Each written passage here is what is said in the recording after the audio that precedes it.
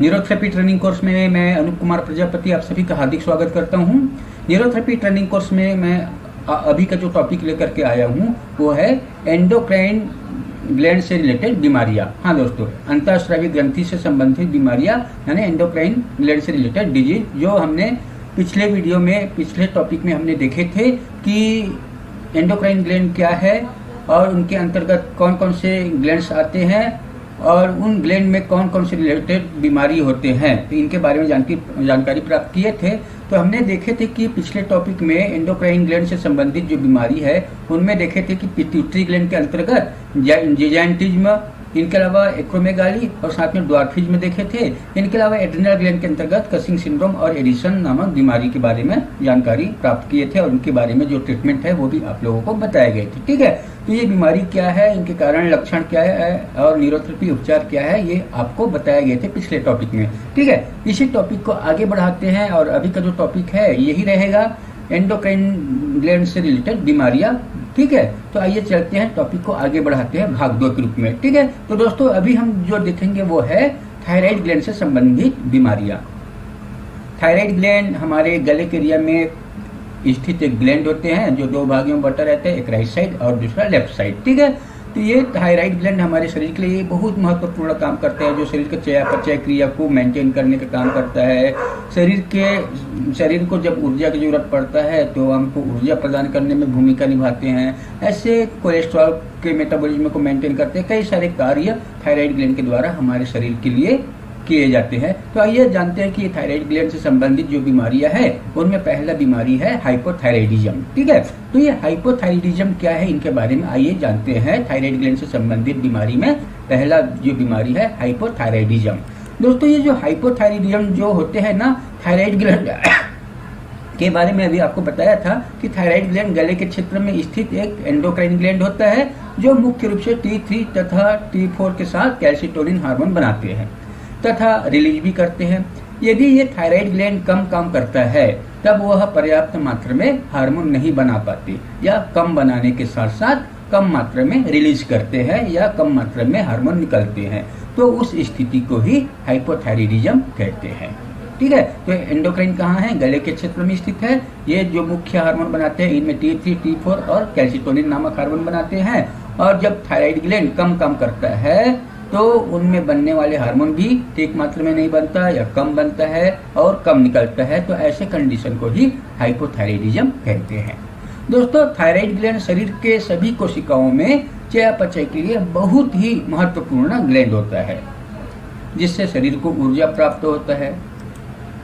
इनके अलावा यदि ये ग्लैंड कम काम करे तो चयापचय क्रिया स्लो होने के साथ साथ शारीरिक क्रियाओं में गड़बड़ी के अलावा कई लक्षण उत्पन्न हो सकते हैं। हाँ दोस्तों, यदि ये जो थायराइड ग्लैंड है ना अगर कम काम करेगा तो हमारे शरीर में चयापचय क्रिया या मेटाबॉलिक प्रोसेस बहुत ही कम हो जाएगा और कम होने के साथ साथ शारीरिक क्रियाओं में हमारे शरीर के फिजिकल जो प्रोसेस होते हैं, फिजिकल जो कार्य होते हैं उनमें गड़बड़ी के अलावा कई सारे लक्षण उत्पन्न हो सकते हैं। और ये कौन कौन से लक्षण उत्पन्न हो सकते हैं, जैसे कि व्यक्ति को या रोगी को थकान आएगा, उनके मांसपेशियों में अकड़न या क्रैम्प्स आएगा, है ना। इनके अलावा उनके जो हार्ट बीट है वो कम होगा, उनको ठंडी महसूस होगी, है ना। इनके अलावा आवाज दबा दबा सा रहना, ठीक है। इनके अलावा पलक हमेशा नीचे गिरे रहना तथा चेहरों में सूजन दिखाई देना। इनके अलावा उस रोगी को कब्ज होना यानी कॉन्स्टिपेशन होगा, त्वचा में ड्राइनेस आएगी, स्किन ड्राइनेस हो जाएगा, त्वचा में सूखापन रहेगा, उनको भ्रम यानी कंफ्यूजन होगा। इनके अलावा उनका वजन बढ़ना तथा हाथों में सुन्नपन होना, ऐसे कई सारे लक्षण दिखाई देते हैं। ठीक है दोस्तों, अगर किसी भी व्यक्ति को अगर हाइपोथायराइडिज्म का प्रॉब्लम है तो ये क्यों होता है, किस कारण से होता है, ये आइए जानते हैं। तो दोस्तों अगर किसी भी व्यक्ति को अगर हाइपोथायराइडिज्म का प्रॉब्लम है तो इनके होने के कई अलग अलग कारण हो सकते हैं जिनमें से मुख्य कारण क्या है, हाइपोथायराइडिज्म होने के मुख्य कारण कुछ इस प्रकार से है। जैसे कि सबसे पहली बात है कि पिट्यूटरी ग्लैंड में थायराइड स्टिमुलेटिंग हार्मोन यानी TSH हार्मोन बनता है, और अगर ये TSH हार्मोन अगर ज्यादा बनता है तो उस स्थिति में TSH हार्मोन पिट्यूटरी ग्लैंड से निकल करके ब्लड में आएगा और ब्लड के माध्यम से थायराइड ग्लैंड को ज्यादा मात्रा में उकसाएगा। तो जितना कैपेसिटी थायराइड ग्लैंड का हार्मोन बनाने का है उतना तो बना लेगा, मगर जबरदस्ती TSH बार बार ऑर्डर देगा तो जितना बनाने की क्षमता है उतना तो थायराइड ग्लैंड बना लेगा, मगर बाद में जब जरूरत के समय थायराइड ग्लैंड ठीक से हार्मोन नहीं बनाएगा, जिससे थायराइड ग्लैंड हाइपो हो जाता है। इनके अलावा शरीर में आयोडीन जो मिनरल्स होता है आयोडीन, उनकी कमी हो जाने के कारण ट्राई आयोडोथायरोनिन या थायरोक्सिन प्रॉपर मात्रा में नहीं बन पाता, T3 T4 हार्मोन नहीं बन पाता आयोडीन की कमी की वजह से, तो ये भी थायराइड ग्लैंड के कम काम करने की वजह से हो सकता है। इनके अलावा ऑटो इम्यूनिटी के कारण, ऑटो इम्यूनिटी का मतलब क्या होता है, जब हमारे शरीर में ना बीमारी से लड़ने वाला जो सेल होते हैं, जिसे हम लोग क्या बोलते हैं, इम्यून सेल बोलते हैं, अगर ये इम्यून सेल अगर हमारे शरीर में ज्यादा काम करता है, ज्यादा काम करते करते इन्फेक्शन को तो खत्म करते हैं, मगर ये इम्यून सेल हमारे शरीर के कुछ सेलों को नुकसान पहुंचाना चालू कर देते हैं, हमारे शरीर के अच्छे कोशिकाओं में बाधा उत्पन्न करते हैं, तो उसके कारण होने वाली बीमारी को ऑटो इम्यून डिसऑर्डर के नाम से जानते हैं। ठीक है, तो इनके अंतर्गत हशीमोटो बीमारी जो थायराइड ग्लैंड के अंतर्गत ही आते हैं, तो हशीमोटो रोग की वजह से थायराइड ग्लैंड कम काम करता है। इनके अलावा थायराइड ग्लैंड में सूजन हो जाता है, या थायराइड ग्लैंड में गांठ हो जाए, या थायराइड ग्लैंड में कैंसर हो जाता है ना, तब भी थायराइड ग्लैंड कम काम करेगा। इनके अलावा अनुवांशिक कारण यानी हेरिडिटरी प्रॉब्लम, हेरिडिटरी प्रॉब्लम का मतलब किसी भी रोगी के मम्मी पापा भाई बहन दादा दादी में से अगर किसी को हुआ है, तो उनका जो जीन्स का जो प्रक्रिया है जो शारीरिक रूप से होता है ना, वो होने वाले रोगी में भी डेवलप हो जाता है, तो ऐसे कंडीशन को अनुवांशिक डिजीज के रूप में या जेनेटिक डिसऑर्डर के रूप में जाने जाते हैं। तो थायराइड जो प्रॉब्लम जो है ना कम काम करते हैं, तो ये जेनेटिक कंडीशन में भी डेवलप हो सकते हैं। ठीक है, इनके अलावा जब थायराइड ग्लैंड में वायरल इन्फेक्शन होता है, तो थायराइड ग्लैंड कम काम करने लगते हैं, जिसकी वजह से हाइपोथायराइडिज्म होते हैं। ठीक है दोस्तों, अगर किसी भी व्यक्ति को अगर थायराइड ग्लैंड कम काम करता है, तो उस कैसे पता चलेगा कि उनको थायराइड ग्लैंड कम काम कर रहा है या उनका थायराइड ग्लैंड कम काम कर रहा है, तो इनका पता लगाने के लिए कुछ एग्जामिनेशन किए जाते हैं, कुछ डायग्नोसिस किया जाता है, या निदान या जांच किए जाते हैं। और ये जांच जो होता है मेडिकल साइंस के अनुसार कुछ ब्लड टेस्ट है या कुछ मैग्नेटिक रिजोनेंस है, ऐसे कुछ निदान के लिए सोनोग्राफी वगैरह प्रक्रिया अपनाए जाते हैं। तो आइए जानते हैं कि हाइपोथायराइडिज्म के लिए क्या क्या टेस्ट कराने की जरूरत पड़ता है।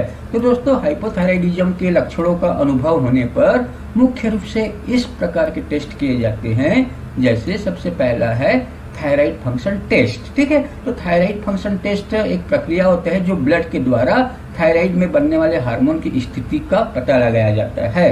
अगर T3 T4 हार्मोन अगर कम बन रहा है, तो इसमें रिपोर्ट में पता चलेगा कि T3 T4 हार्मोन कम बन रहे हैं, इनका मतलब थायराइड ग्लैंड कम काम कर रहा है। ठीक है, इनमें TSH लेवल बढ़ा हुआ दिखाई देता है, TSH लेवल ज्यादा बढ़ने की वजह से थायराइड ग्लैंड कम काम कर रहा है, जो थायराइड फंक्शन टेस्ट में पता चलता है। ठीक है, इनके अलावा TSH इंडिविजुअल रूप से आप करा सकते हैं, थायराइड स्टिमुलेटिंग हार्मोन जो ब्लड टेस्ट के माध्यम से किया जाता है, तो ये इंडिविजुअल रूप से पता कर सकते हैं इस टेस्ट के माध्यम से थायराइड का फंक्शन कैसा है।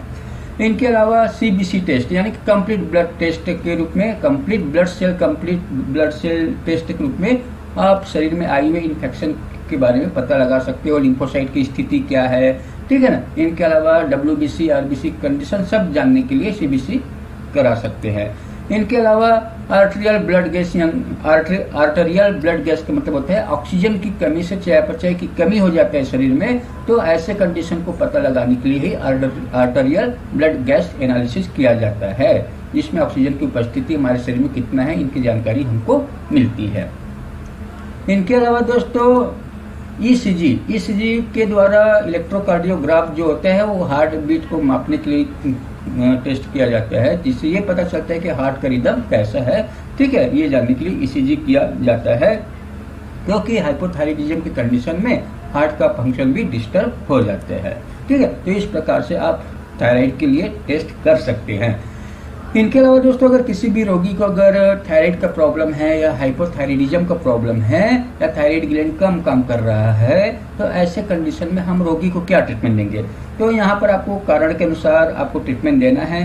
जो कारण अगर पेशेंट में दिखाई दे रहे हैं, उन कारणों को ध्यान में रख करके आपको ट्रीटमेंट या उपचार देना है। तो ये समझते हैं कारण के अनुसार क्या ट्रीटमेंट दे सकते हैं। तो सबसे पहले दोस्तों, किसी भी रोगी को अगर थायराइड ग्लैंड कम काम कर रहा है या हाइपोथायराइडिज्म है, तो उस कंडीशन में उस व्यक्ति का जो पेट है बहुत डिस्टर्ब रहेगा, इनडाइजेशन की कंडीशन रहेगा, कब्जी रहेगा, पेरिस्टाल्सिस मूवमेंट डाउन हो जाएगा, गैस एसिडिटी ज्यादा बनेगा। ऐसे रोगी में जिनकी वजह से शरीर का चयापचय क्रिया भी डिस्टर्ब हो जाएगा। तो ऐसे कंडीशन को ठीक करने के लिए या डाइजेशन और मेटाबॉलिक रेट बढ़ाने के लिए आपको पेट से संबंधित ट्रीटमेंट देना है। और पेट से संबंधित ट्रीटमेंट में आपको मालूम है कॉर्डोइक्विना प्लस ट्रीटमेंट है, कंप्लीट सीएनएस है, या fast normal as a normal formula है, मेटाबॉलिज्म फार्मूला है, या old UDF plus large folic formula है, वेटर प्लस न्यूगल फार्मूला है। ये सब कंडीशन के अनुसार आप पेशेंट को दे सकते हैं। आप कैसे निर्धारित करेंगे कि कौन से पेशेंट को ओल्ड यूडीएफ देना है और कौन से पेशेंट को वेटर प्लस न्यूगल देना है?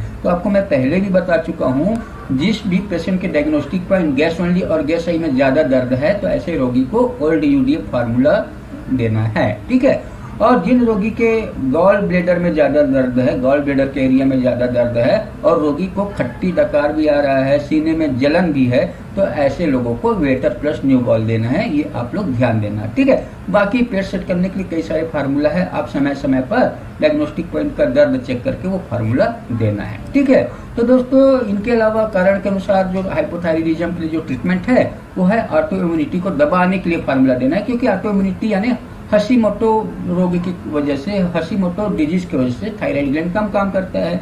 तो ऐसे कंडीशन में इम्यूनिटी को दबाने के लिए आपको ट्रीटमेंट देना है। और इनके लिए सबसे बढ़िया ट्रीटमेंट है स्टेरॉइड ट्रीटमेंट या इन्फ्लेमेशन ट्रीटमेंट या न्यूरोथेरेपी का natural steroid formula.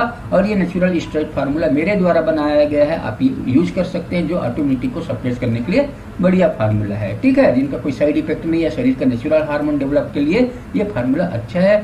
Natural steroid का फार्मूला आपको मिल गया होगा, नहीं मिला होगा तो मैं आपको दे दूंगा। अगर आप मेरे स्टूडेंट हैं तो आप मेरे से कम्युनिकेट करके रहिए, आपको ये फार्मूला मिल जाएगा, ठीक है।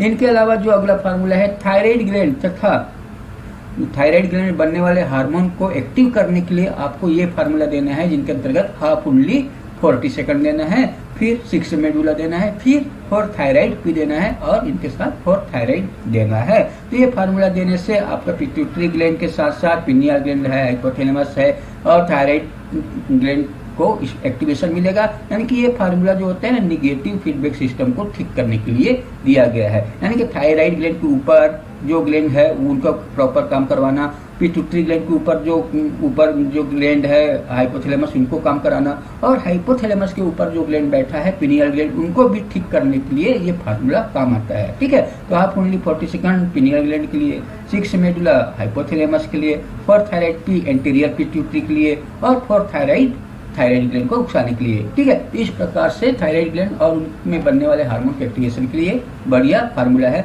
और ये फार्मूला आप इंडिविजुअल ना दे करके अगर पेट सेट करने वाले फार्मूला के साथ दे तो रिजल्ट और ज्यादा होगा, ठीक है। तो पहले पेट सेट करना, फिर साथ में ये फार्मूला देना ज्यादा अच्छा रहेगा, ठीक है। ये आप लोग ध्यान रखना।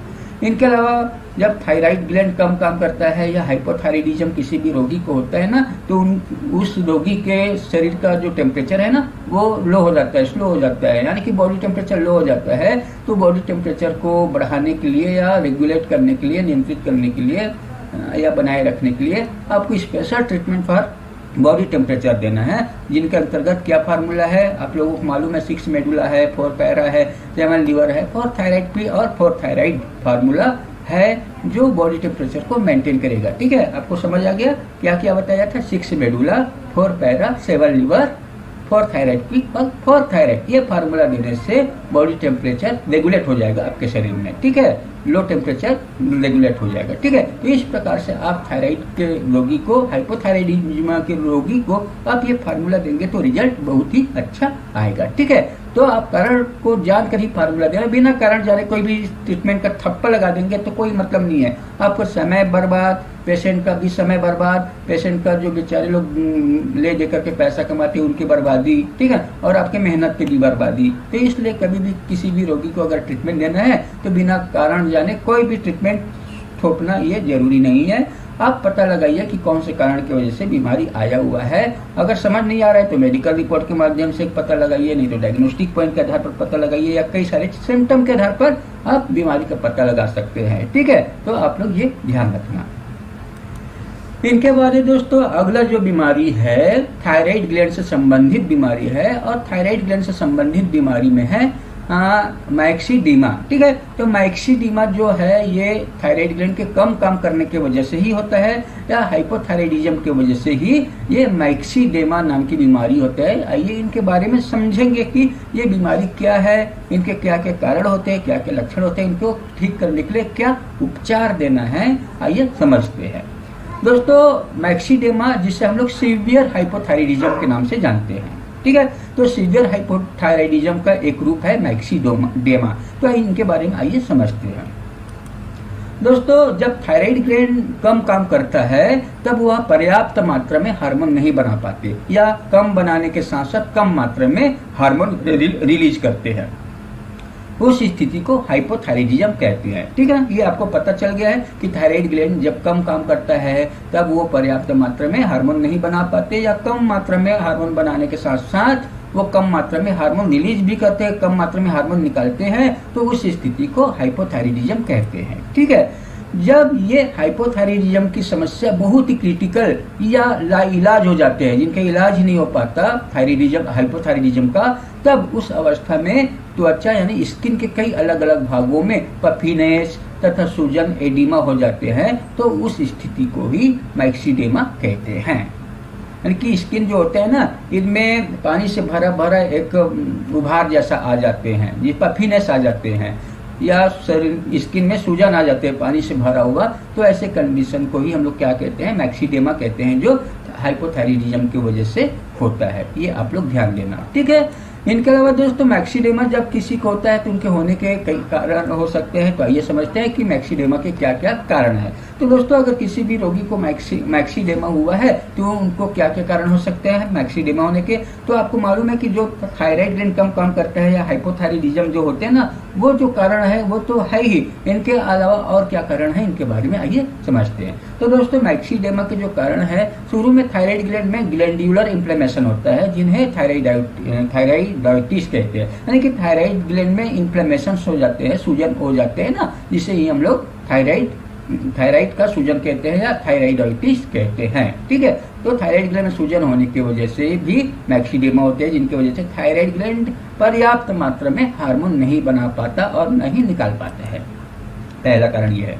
दूसरा कारण क्या है, ये ऑटोइम्यून डिजीज के कारण देखा गया है, जो कि थायराइड ग्लैंड में डिस्ट्रक्शन करते हैं, क्षति पहुंचाते हैं या थायराइड ग्लैंड के सेल को क्या करते हैं, डैमेज करता है या उनमें टूट फूट करने की वजह से होता है। ठीक है, जब इम्यून सेल हमारे शरीर में ज्यादा काम करता है तो ये थायराइड ग्लैंड के सेल को भी नुकसान पहुंचाता है, उनमें डैमेज पैदा करता है। जब थायराइड ग्लैंड के सेल डैमेज होगा तो उनमें बनने वाले हार्मोन पर्याप्त मात्रा में नहीं बनेगा, और थायराइड ग्लैंड के पर्याप्त मात्रा हार्मोन नहीं बनेगा, उसकी वजह से थायराइड हाइपो हो जाता है, तो ये उनकी वजह से मैक्सीडेमा होता है। ठीक है, इनके अलावा ये ग्लैंड में फाइब्रोसिस होने के फलस्वरूप भी हो सकता है। ठीक है, तो थायराइड ग्लैंड में अगर फाइब्रोसिस हो जाता है, ट्यूमर हो जाता है, तो उनके वजह से थायराइड ग्लैंड कम करेगा, जिसकी वजह से मैक्सीडेमा होता है।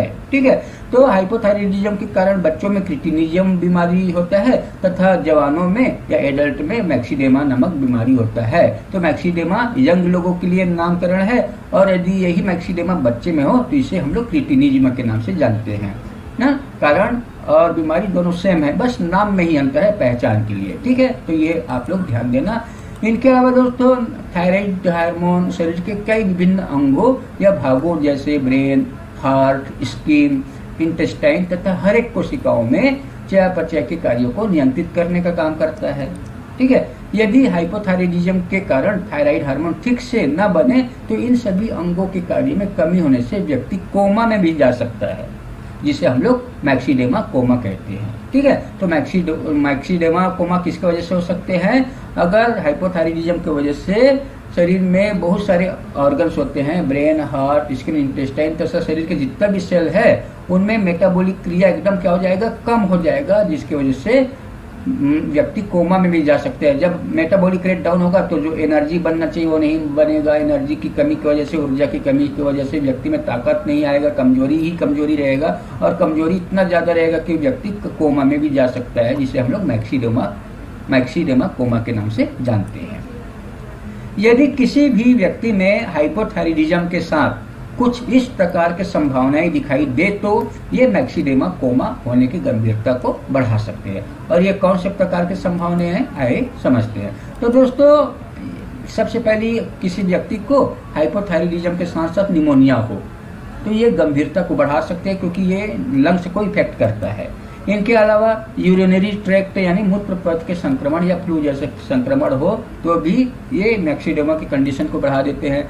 किसी व्यक्ति को सर्जरी हुआ है या चोट लगा हुआ है थायराइड ग्लैंड में तो ये भी मैक्सिडेमा होने के खतरे को बढ़ा सकता है। इनके अलावा कुछ दवाइयां जो है या नशीले पदार्थ है जो थायराइड ग्लैंड के प्रभाव को क्या करता है, नुकसान पहुंचाता है।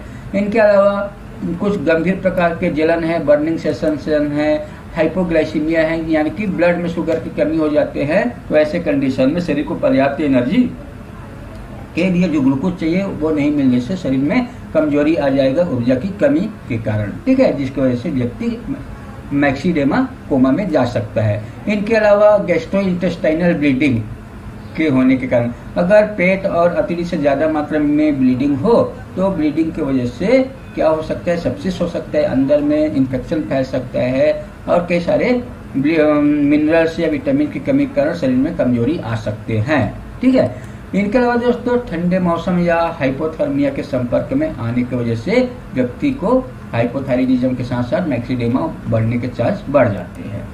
इन सभी स्थिति में चयापचय की जरूरत ज्यादा होती है, तो ऐसे कंडीशन में थायराइड ग्लैंड को ज्यादा काम करना पड़ता है और अगर थायराइड ग्लैंड ही कम काम करेगा तो चयापचय क्रिया एकदम कम रहेंगे और बीमारी बढ़ेंगे, मैक्सिडेमा होने के चांसेस बढ़ जाते हैं। दोस्तों अगर किसी भी व्यक्ति को मैक्सिडेमा अगर होता है तो उनके क्या क्या सिम्टम शरीर में दिखाई देते हैं। कुछ सिम्टम मैंने आपको शुरू में ही बता दिया था, फिर भी मैं आपको यहाँ बता देता हूँ कि मैक्सिडेमा के कारण कई व्यक्ति में जो लक्षण दिखाई देता है कुछ इस प्रकार से है। जैसे कि जब शरीर में थायराइड हार्मोन की कमी होती है तो कई लक्षण दिखाई देते हैं, जैसे कि हार्ट का संकुचन रेट यानी कॉन्ट्रैक्शन रेट तथा उनका जो काम करने की जो शक्ति है वो कम हो जाते हैं, यानी कि हार्ट बीट कम हो जाते हैं। ये आप लोग ध्यान देना मैक्सिडेमा के कारण। इनके अलावा दोस्तों ब्लड प्रेशर कम हो जाता है। इनके अलावा शरीर का टेम्परेचर कम हो जाता है, ब्लड में सोडियम तथा शुगर कमी हो जाते हैं, है ना। इनके अलावा दोस्तों व्यक्ति को थकान और कमजोरी महसूस होने लगते हैं। इनके अलावा दोस्तों सामान्य से अधिक ड्राई स्किन हो जाता है, त्वचा एकदम शुष्क हो जाते हैं, जिनकी वजह से आप देख सकते हैं त्वचा में कितना ड्राइनेस हो जाते हैं और पानी से भरा हुआ पफीनेस आ जाता है स्किन में। ये सब मैक्सिडेमा के लक्षण होते हैं। बाल एकदम कमजोर होकर के जलने लगते हैं, बाल पतले हो जाते हैं, आँख के नीचे चेहरे में सूजन आ जाते हैं, पफीनेस आ जाते हैं, ठीक है, पलकों में भी सूजन आ जाते हैं। ऐसे कई सारे लक्षण मैक्सिडेमा की वजह से होता है। वजन बढ़ना एक सामान्य लक्षण है हाइपोथायराइडिज्म या मैक्सिडेमा की। मानसिक क्षमता कम होना, भूलने की बीमारी बढ़ना, एनीमिया या खून की कमी होना, ठीक है, थकान और मसल्स में कमजोर होना, उथली या धीमी सांस लेना, है ना, सांस जल्दी जल्दी लेना, ये सब कंडीशन मैक्सिडेमा की वजह से हो सकते हैं।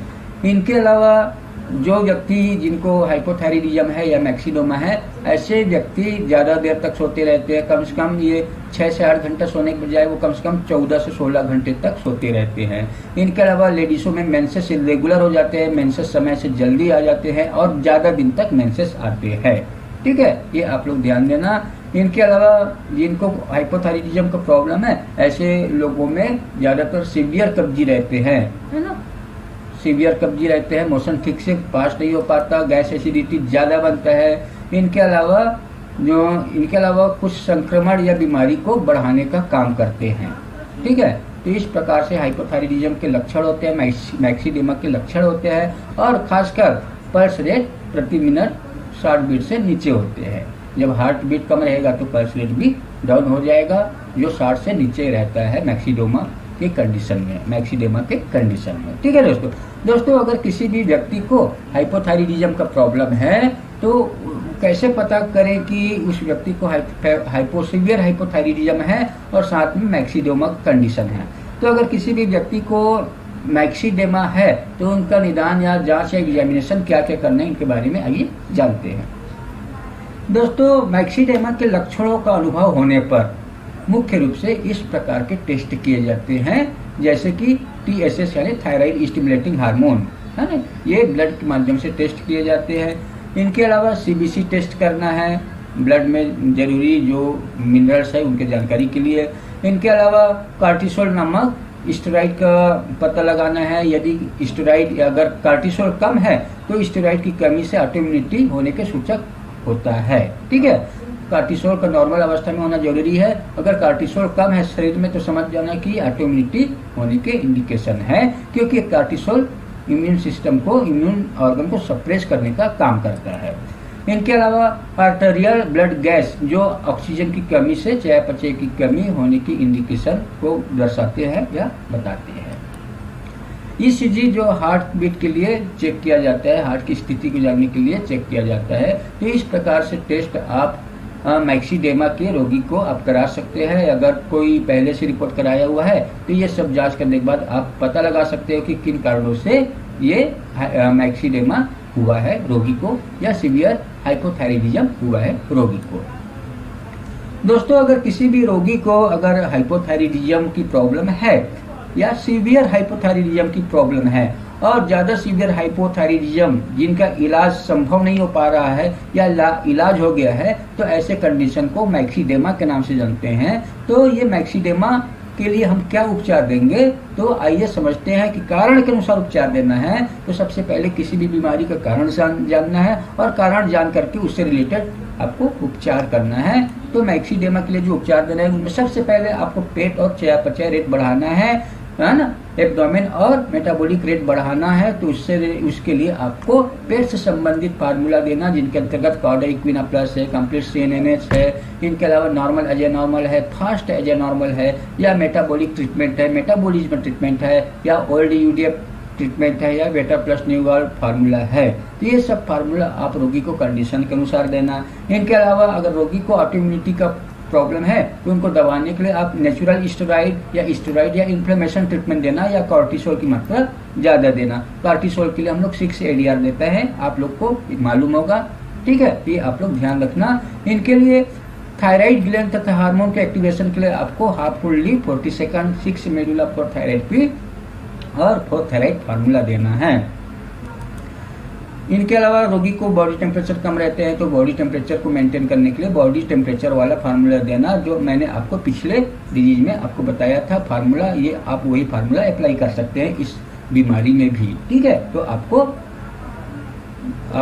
जो ट्रीटमेंट देना है, पेशेंट को जो ट्रीटमेंट देना है उनको कारण के अनुसार देने से रिजल्ट और बेहतर आएगा, अच्छा आएगा। ठीक है, तो इस बात का ध्यान रखना।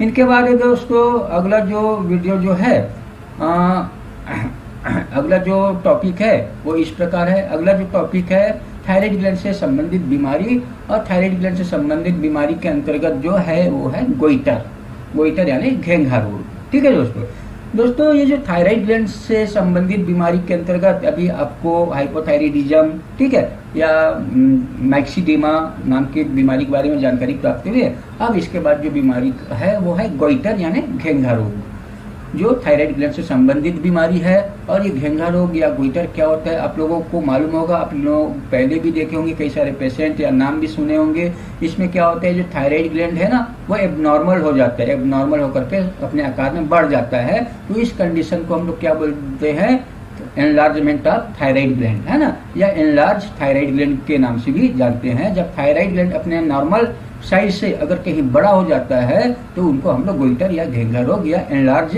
थायराइड ग्लैंड के रूप में जानते हैं। तो आइए जानते हैं इनके बारे में और अधिक जानकारियाँ। दोस्तों, ये घेंघा रोग या गोइटर जो होते हैं ना वो थायराइड ग्लैंड की बीमारी होते हैं। जब थायराइड ग्लैंड का आकार अपने सामान्य आकार से बड़ा हो जाता है तब उस स्थिति को घेंघा रोग या गंडमाला या गोइटर के नाम से जानते हैं, या गोइटर कहा जाता है।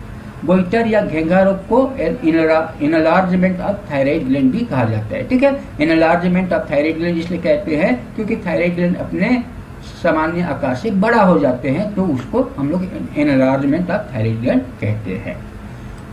दोस्तों, ये जो थायराइड ग्लैंड आपको मालूम है कि गर्दन के क्षेत्र में स्थित एक ग्लैंड होते हैं। ठीक है, और ये जो ऊपर उभार दिख रहे हैं इनके जस्ट नीचे ये दोनों साइड, ठीक है, यानी कि गर्दन और कंधे के जॉइंट के लेवल में थायराइड ग्लैंड सामने के साइड होते हैं, तो ये अपने सामान्य आकार से बड़ा हो जाता है या सूज जाता है, ठीक है, और बड़ा करके बाहर स्किन को बाहर दिखाई देता है, उभरा हुआ दिखाई देते हैं, इसे ही घेंघा रोग या गोइटर के नाम से जानते हैं। घेंघा रोग यानी गोइटर की स्थिति हाइपोथायराइडिज्म तथा हाइपरथायराइडिज्म दोनों स्थिति में हो सकते हैं। यह जो थायराइड ग्लैंड अपने नॉर्मल आकार से बढ़ जाता है तो उसे घेंघा रोग बोलते हैं या गोइटर बोलते हैं। ये हाइपोथायराइडिज्म में भी बढ़ जाता है और कई रोगियों में हाइपरथायराइडिज्म में भी बढ़ जाते हैं, यानी कि दोनों थायराइड के प्रॉब्लम में ये बढ़ जाता है, चाहे हाइपो हो चाहे हाइपर हो, दोनों स्थिति में गोइटर होने की संभावना बढ़ जाते हैं। ठीक है, ये आप चित्र के माध्यम से देख सकते हैं, ये थोड़ा सूजा हुआ है, इससे थोड़ा ये ज्यादा सूजा हुआ है और ये कहीं ज्यादा सूजा हुआ है, यानी कि थायराइड ग्लैंड के दोनों लोब इतना ज्यादा एबनॉर्मल है कि गर्दन के सामने एक बहुत बड़े गांठ के रूप में दिखाई दे रहे हैं, जो सीवियर गोइटर के रूप में दिखाई दे रहे हैं। ये थायराइड ग्लैंड का सामान्य आकृति और यह बड़ा हुआ थायराइड ग्लैंड, ठीक है, तो बढ़े हुए थायराइड ग्लैंड को ही हम लोग गोइटर या घेंघा रोग के नाम से जानते हैं। दोस्तों, इस रोग में गले में गांठ बन जाती है, जो पुरुषों की तुलना में महिलाओं में ज्यादा देखा गया है, यानी कि महिलाओं में गोइटर ज्यादा होता है पुरुषों की अपेक्षा, ये आप लोग ध्यान रखना।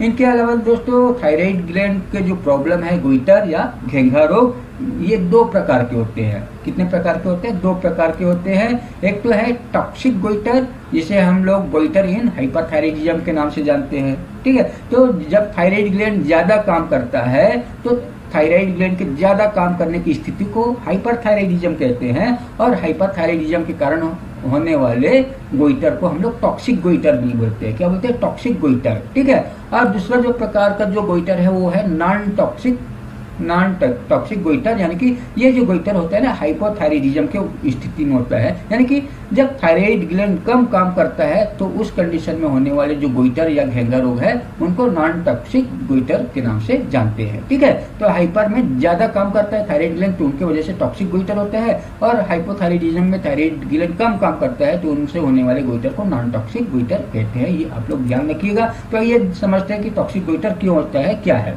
दोस्तों, टॉक्सिक गोइटर या गोइटर इन हाइपरथायराइडिज्म ये क्या होता है, आइए समझते हैं। दोस्तों, जब थायराइड ग्लैंड में ट्यूमर के कारण होता है, ये क्या होता है? ये थायराइड ग्लैंड में ट्यूमर के कारण होता है, क्योंकि इनमें थायराइड ग्लैंड का आकार बढ़ने से थायराइड ग्लैंड की ट्यूमर के हार्मोन सिक्रेटिंग सेल से हार्मोन ज्यादा निकलते हैं, जिससे टॉक्सिक गोइटर कहते हैं। तो दोस्तों, थायराइड ग्लैंड में क्या होता है, जो हार्मोन बनाने वाले सिक्रेटिंग जो सेल्स होते हैं ना, वो कहीं ज्यादा मात्रा में T3T4 हार्मोन बनाना चालू कर देते हैं किसी ट्यूमर की वजह से। तो ऐसे कंडीशन में निकलने वाले जो हार्मोन है टॉक्सिक होते हैं, जिसे हम लोग टॉक्सिक गोइटर के नाम से जानते हैं। ये केमिकल थायराइड ग्लैंड में ही जमा हो जाते हैं ज्यादा बनने की वजह से, जिसकी वजह से थायराइड ग्लैंड में एनलार्जमेंट होना चालू हो जाते हैं। तो इनको ठीक करने के लिए आपको न्यूरोथेरेपी में 2 पेन देना है। क्या देना है? 2 पेन इंटू 6 ट्रीटमेंट देना है, ये आप लोग ध्यान रखिएगा, ठीक है। इनके अलावा है दोस्तों नॉन टॉक्सिक गोइटर, और नॉन टॉक्सिक गोइटर किसकी वजह से होता है? हाइपोथायराइडिज्म की वजह से होने वाले गोइटर को नॉन टॉक्सिक गोइटर के नाम से जानते हैं, ठीक है। तो हाइपोथायराइडिज्म का मतलब थायराइड ग्लैंड का कम काम करने की वजह से होने वाले गोइटर को नॉन टॉक्सिक गोइटर कहते हैं। तो ये क्या होता है दोस्तों, ये थायराइड ग्लैंड के कम काम करने से थायराइड ग्लैंड बढ़ जाते हैं या एनलार्जमेंट हो जाते हैं।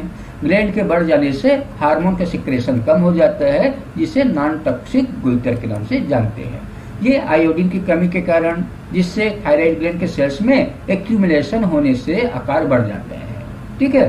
तो थायराइड ग्लैंड कम काम करता है और उसमें आयोडीन की कमी से थायराइड ग्लैंड के सेल क्या होता है? एक्यूमुलेशन होता है, जिसकी वजह से इनका आकार बढ़ जाता है, जिसे हम लोग नॉन टॉक्सिक गोइटर के नाम से जानते हैं। दोस्तों, अगर किसी भी व्यक्ति को घेंघा रोग होता है तो उनके क्या क्या कारण है, घेंघा रोग होने के क्या क्या कारण हैं, आइए इनके बारे में समझते हैं।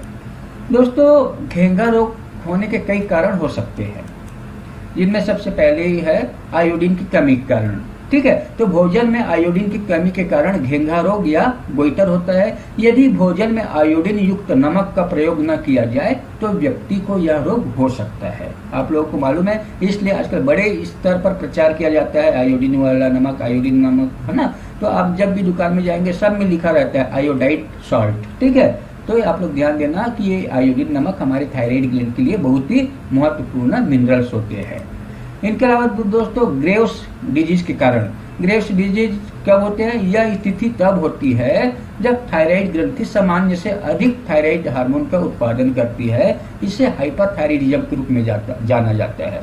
थायराइड ग्लैंड जब ज्यादा काम करता है ना, तो ज्यादा मात्रा में थायराइड हार्मोन रिलीज करते हैं, तो इसमें थायराइड का ग्रंथि जो है होता है ना, बढ़ जाता है, तो उसके वजह से ग्रेव्स डिजीज होता है। तो ग्रेव्स डिजीज की वजह से भी थायराइड ग्लैंड अपने नॉर्मल आकार से बड़ा हो जाता है। इनके अलावा है दोस्तों हशीमोटो की बीमारी। हशीमोटो की बीमारी क्या है? जब थायराइड हार्मोन पर्याप्त थायराइड हार्मोन का उत्पादन नहीं करता या थायराइड ग्लैंड कम काम करता है, जिसे हाइपोथायराइडिज्म कहते हैं। तो हाइपोथायराइडिज्म की कंडीशन में थायराइड ग्लैंड का हार्मोन कम मात्रा में बनता है, तो ये हशीमोटो रोग की ओर जाता है। ये पिट्यूटरी ग्लैंड को थायराइड उत्तेजक हार्मोन बनाने का कारण बनता है। यानी कि हशीमोटो रोग के कारण क्या होता है? थायराइड ग्लैंड ज्यादा मात्रा में हार्मोन नहीं बना पाता, और ये हार्मोन कहाँ बनता है? पिट्यूटरी ग्लैंड ज्यादा मात्रा में हार्मोन बनाता है टीएसएच के रूप में, ठीक है। तो पिट्यूटरी ग्लैंड जब टीएसएच हार्मोन ज्यादा बनाता है, तो ये थायराइड ग्लैंड को T3 T4 बनाने से रोकता है, या ज्यादा स्टिमुलेशन की वजह से थायराइड ग्लैंड ज्यादा मात्रा में T3 T4 नहीं बना पाता, जिसकी वजह से हाइपोथायराइडिज्म होता है। इनके अलावा नोड्यूल्स, ठीक है, थायराइड ग्लैंड में नोड्यूल्स बन जाते हैं, पानी से भरा हुआ ठोस गांठ बन जाते हैं, इसे सिस्ट के रूप में जाना जाता है। तो थायराइड ग्लैंड का विस्तार बढ़ता है, थायराइड ग्लैंड का आकार बढ़ जाता है नोड्यूल के कारण। तो ये नोड्यूल आमतौर पर क्या होता है? कैंसर नहीं होता, एक सामान्य रूप से गांठ होता है जिसमें पानी भरा होता है, जिसकी वजह से थायराइड ग्लैंड अपने नॉर्मल साइज से बढ़ जाता है। इनके अलावा दोस्तों सूजन, थायराइड ग्लैंड में सूजन होता है, तो थायराइड ग्लैंड के सूजन को थायराइडाइटिस के नाम से जानते हैं, थायराइडाइटिस के नाम से जानते हैं, जिसमें थायराइड की सूजन हो जाती है, जिससे घेंघा रोग या गंडमाला भी हो जाता है बाद में। इनके अलावा थायराइड कैंसर की वजह से थायराइड ग्लैंड में इनलार्जमेंट होता है, घेंघा रोग होता है। तो थायराइड ग्लैंड में अगर कैंसर हो जाता है, तो थायराइड ग्लैंड की तरफ सूजन भी हो सकती है कैंसर की वजह से। गर्भावस्था के कारण भी थायराइड ग्लैंड में क्या होता है? घेंघा रोग या गोइटर हो सकता है। तो गर्भावस्था के दौरान महिला के शरीर में HCG नामक हार्मोन ज्यादा बनता है, तो ये हार्मोन थायराइड ग्रंथि को थोड़ा बड़ा करने का कारण बनता है। HCG हार्मोन की वजह से थायराइड ग्लैंड बड़ा हो जाता है। दोस्तों अगर किसी भी रोगी को अगर थायराइड ग्लैंड में प्रॉब्लम है, या थायराइड ग्लैंड में गोइटर है या घेंघा रोग है, तो उनको बढ़ाने वाला और कौन सा फैक्टर है, या कौन सा ऐसे जोखिम कारक है जिसकी वजह से घेंघा रोग ज्यादा बढ़ सकता है। तो दोस्तों घेंघा रोग डेवलप होने का मुख्य या उच्च जोखिम कारक हो सकते हैं, जो कुछ इस प्रकार से हैं। तो सबसे पहली है पारिवारिक इतिहास। अगर किसी भी मेंबर को, जिन रोगी को अगर थायराइड ग्लैंड में सूजन है या इन्फ्लेमेशन है या थायराइडाइटिस है, तो ऐसे कंडीशन में आप देखना कि उनके परिवार में किसी और रोगी को प्रॉब्लम है क्या, तो आप समझ जाना ये जो कंडीशन आया है फैमिली वातावरण की वजह से आया हुआ है, जो जेनेटिक या हेरिडिटरी हो सकते हैं। इनके अलावा भोजन में आयोडीन की कमी की वजह से भी घेंघा रोग या गोइटर होते हैं, जो घेंघा रोग होने की संभावना को बढ़ा देते हैं, ये आप लोग ध्यान देना। इनके अलावा जो व्यक्ति 40 वर्ष से अधिक हो चुके हैं, ऐसे महिलाओं में घेंघा रोग या गोइटर होने की संभावना बढ़ जाते हैं। इनके अलावा गर्दन या छाती के क्षेत्र में या रेडिएशन थेरेपी के कारण क्या होता है? थायराइड ग्लैंड स्टिमुलेट हो जाते हैं, जिसकी वजह से थायराइड में घेंघा रोग या ट्यूमर हो सकता है, या कैंसर जैसे संभावना हो सकते हैं, या गोइटर हो सकता है। इनके अलावा दोस्तों जिन रोगियों को या जिन महिलाओं में जो महिलाएं प्रेग्नेंट है, तो उनमें HCG हार्मोन ज़्यादा बनता है, तो उस दौरान में लेडीजों के शरीर में चयापचय क्रिया की ज़्यादा जरूरत रहता है, तो उस दौरान थायराइड ग्लैंड ज़्यादा काम करने की वजह से उनमें जो सेल्स है वो एक्यूमुलेशन आ जाते हैं, जिसकी वजह से थायराइड ग्लैंड का आकार बढ़ना चालू हो जाता है, जो थायराइडाइटिस या गोइटर या घेंघा रोग होने का कारण बनता है। इनके अलावा जो महिला जिनको मेंसेस आना बंद हो जाता है, जिसे हम लोग रजोनिवृत्ति या मेनोपॉज कहते हैं, तो ऐसे रोगियों में गोइटर होने की संभावना बढ़ जाती है। ठीक है दोस्तों, अगर किसी भी रोगी को अगर गोइटर या घेंघा रोग हुआ है या थायराइडाइटिस है तो उस कंडीशन में क्या क्या लक्षण हो सकते हैं उन रोगियों में जिनको घेंघा रोग है। तो दोस्तों सबसे पहली बात तो घेंघा रोग या गंडमाला या गोइटर होता है तो ये थायराइड ग्लैंड का आकार अलग अलग व्यक्ति में अलग अलग हो सकता है। किसी व्यक्ति में छोटा हो सकता है, किसी व्यक्ति में बहुत बड़ा हो सकता है। ठीक है, तो इनके आधार पर अलग अलग लक्षण रोगी में हो सकते हैं। तो सबसे पहली बात तो गर्दन के क्षेत्र में सूजन होगा। इनके अलावा उनको निगलने में या सांस लेने में तकलीफ होगी। इनके अलावा गले के क्षेत्र में बहुत जकड़न होगा, खिंचाव होगा और गर्दन भारी भारी से लगेगा। इनके अलावा उनको बार बार खांसी भी हो सकता है। इनके अलावा गला बैठा हुआ होना, बाजुओं को सिर के ऊपर उठाने पर चक्कर भी आ सकते हैं क्योंकि थायराइड ग्लैंड की वजह से आसपास के टिश्यू और नर्व में दबाव हो सकता है जिसकी वजह से चक्कर भी आएगा। ठीक है, तो इस प्रकार से लक्षण उत्पन्न हो सकता है। इनके अलावा दोस्तों अगर किसी भी रोगी को अगर घेंघा रोग है या गंडमाला है या गोइटर है तो कैसे पता चलेगा कि उस रोगी को घेंघा रोग या गोइटर है। तो इनके लिए क्या क्या टेस्ट कराना पड़ता है कारण को जानने के लिए, तो आइए समझते हैं। तो दोस्तों सबसे पहली बात तो गोइटर जो रोग है ना, घेंघा रोग, वो देखने से ही समझ आ जाता है।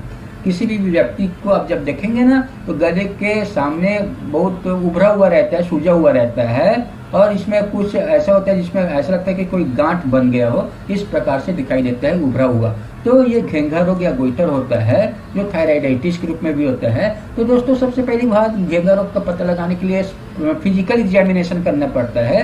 फिजिकल एग्जामिनेशन यानी शारीरिक परीक्षण करना पड़ता है जिसमें आप थायराइड ग्लैंड के एरिया को छू करके, देख करके या आराम से दबा, अलग अलग एरिया में दबा करके आप पता लगा सकते हो कि थायराइड ग्लैंड के सेल का टेंडेंसी क्या है ना। उनमें न्यूड्यूल की स्थिति क्या है, उनमें सूजन की स्थिति क्या है, दर्द कितना है दबाने पर, या उनमें सॉफ्टनेस है कि हार्डनेस है, ये आप छू करके स्थिति को समझ सकते हो। इनके अलावा ब्लड टेस्ट की जरूरत पड़ेगा, रक्त परीक्षण की जरूरत पड़ेगा जिनमें हार्मोन के स्तर में बदलाव, एंटीबॉडी की स्तर में ग्रोथ होना या कोई भी इन्फेक्शन है वो जानने के लिए, या जो भी एक्सीडेंट, चोट लगने की वजह से जो भी मिनरल्स या डेफिशिएंसी हुआ है उनके जानकारी के लिए ब्लड टेस्ट करना पड़ता है। ऑटोइम्यूनिटी की जानकारी के लिए भी ब्लड टेस्ट की जरूरत पड़ेगा। ठीक है, इनके अलावा दोस्तों थायराइड अल्ट्रासाउंड, तो दोस्तों ये थायराइड ग्रंथि के आकार का पता लगाने और गांठों के जांच के लिए ये थायराइड अल्ट्रासाउंड किया जाता है।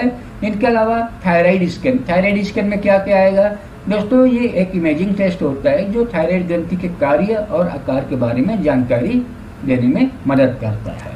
ठीक है, तो इस प्रकार से आप घेंघा रोग के रोगियों का अलग अलग टेस्ट या एग्जामिनेशन कर सकते हो।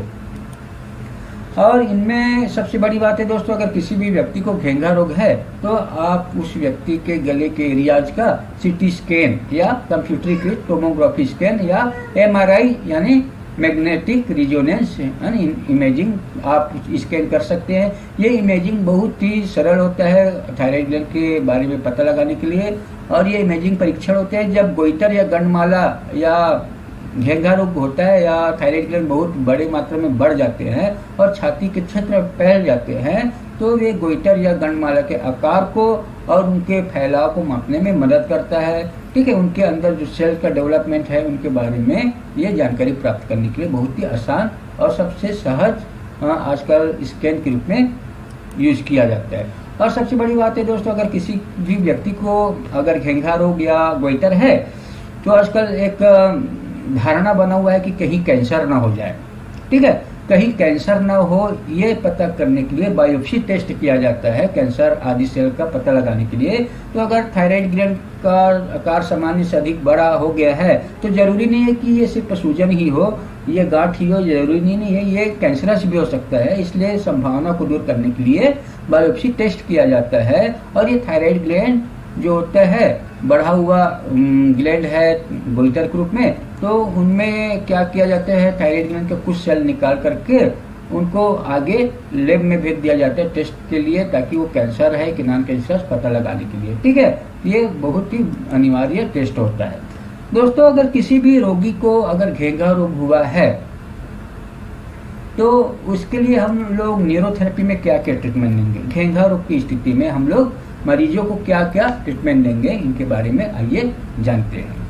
दोस्तों सबसे पहली बात है, जिन लोगों के थायराइड ग्लैंड में कोई भी प्रॉब्लम है, कोई भी तकलीफ है, चाहे कैंसर क्यों ना हो, तो उस स्थिति में आपको ये पता होना चाहिए कि उन रोगियों का जो पेट होता है ना, एब्डोमेन सिस्टम बहुत बिगड़ा हुआ रहता है, पेट खराब रहता है। तो आप प्रयास करना कि आप पेट की स्थिति को समझ करके, डायग्नोस्टिक पॉइंट की स्थिति को समझ करके उस डायग्नोस्टिक पॉइंट के दर्द को निकालना, और अगर अनडाइजेस्टेड फूड आता है स्टूल में या अपचन है, तो ऐसे कंडीशन को दूर करने के लिए आप पेट को सुधारने वाला, पाचन को सुधारने वाला ट्रीटमेंट देना, चयापचय क्रिया को सुधारने वाला ट्रीटमेंट देना। इनके लिए मैंने आपको फार्मूला बताया हुआ हूँ। उनके लिए आप कॉडाइक्विना प्लस ट्रीटमेंट दे सकते हो, कंप्लीट सीएनएस फार्मूला दे सकते हो, fast as a normal formula दे सकते हो, normal as a normal formula दे सकते हो, मेटाबॉलिज्म ट्रीटमेंट दे सकते हो।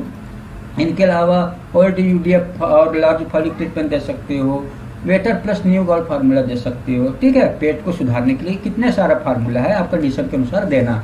इनके अलावा दोस्तों थायराइड ग्लैंड के हाइपर एक्टिविटी या गांठ या नोड्यूल या जो भी कैंसर है, तो उनको रोकने के लिए 2 10x6 ट्रीटमेंट देना। ठीक है, इनके अलावा दोस्तों थायराइड ग्लैंड तथा हार्मोन के एक्टिवेशन के लिए हाफुल्ली 40 सेकंड 6 मेडुला फॉर थायराइड पिक फॉर थायराइड ट्रीटमेंट देना, क्योंकि हाइपोथायराइडिज्म की वजह से अगर घेंघा रोग हुआ है तो उनको ये ठीक करेगा। ठीक है, अगर किसी का थायराइड ग्लैंड हाइपर थायराइडिज्म की वजह से हुआ है, गोइटर, तो आप ये फार्मूला नहीं देना, ये आप लोग याद रखना। ये कंडीशन हाइपोथायराइडिज्म के लिए है, ये आप लोग ध्यान रखिएगा। इनके अलावा आयोडीन की कमी के कारण हो तो लीवर का सेज देना, क्योंकि आयोडीन का स्टोरेज कहाँ रहता है, लीवर में रहता है। तो लीवर को सुधारेंगे तो आयोडीन भी रिलीज होगा और साथ में मेटाबॉलिक प्रक्रिया भी अच्छा मेंटेन होगा, मेटाबॉलिक रेट भी सुधरेगा लीवर को सुधारने से। ठीक है, ये आप लोग ध्यान देना। और सबसे बड़ी बात, थायराइड ग्लैंड में इन्फ्लेमेशन होता है, सूजन होता है, तो उनको ठीक करने के लिए इन्फ्लेमेशन ट्रीटमेंट देना। तो इस प्रकार आप कंडीशन को समझ करके फार्मूला या ट्रीटमेंट देना है। ठीक है दोस्तों, अब इसके बाद है दोस्तों पैराथायराइड ग्लैंड से संबंधित रोग। अब पैराथायराइड से संबंधित जो रोग है उनको हम देखेंगे अगले वीडियो में, अगले टॉपिक में। अभी के लिए बस इतना ही। धन्यवाद, नमस्कार। Please like, share, subscribe my channel and please press the bell icon.